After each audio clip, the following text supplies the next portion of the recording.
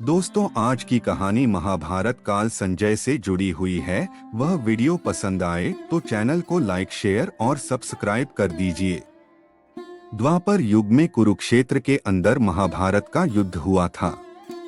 उस युद्ध का सारा वृतांत सुनाने वाला जो शख्स था उसका नाम संजय था। संजय हस्तिनापुर के राजा धृतराष्ट्र की राजसभा में सम्मानित सदस्य के तौर पर नियुक्त थे। वहीं धृतराष्ट्र के सारथी के तौर पर संजय ने काम किया था।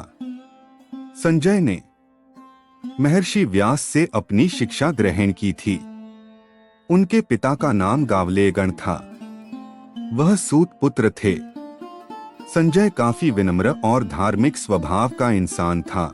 वहीं स्पष्टवादिता की वजह से उन्हें काफी ज्यादा प्रसिद्धि मिली हुई थी।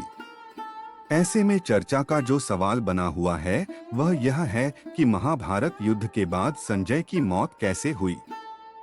तो आज हम आपको बताएंगे कि संजय की मौत किस तरह से हुई थी।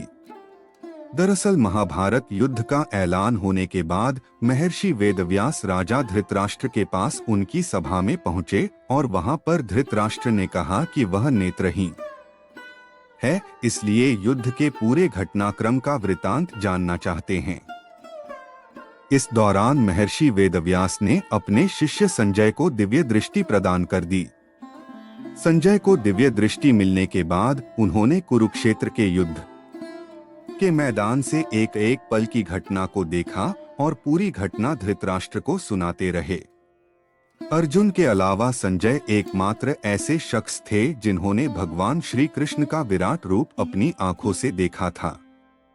ग्रंथों में भी यह लिखा हुआ है कि जिस दिन भगवान श्री कृष्ण ने अर्जुन को गीता का उपदेश दिया तब भगवान श्री कृष्ण के मुख से दो लोगों ने वह उपदेश सुना था, जिसमें पहले अर्जुन और दूसरे संजय थे।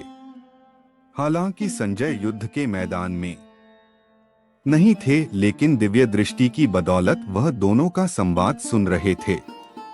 बड़ी बात यह है थी कि संजय को दिव्य दृष्टि मिलने के बाद उन्हें यह पता लग गया था कि श्री कृष्ण ही भगवान है और वो जब पांडवों की तरफ से युद्ध में है तो उन्होंने ऐलान कर दिया था कि इस युद्ध में पांडवों की विजय होगी।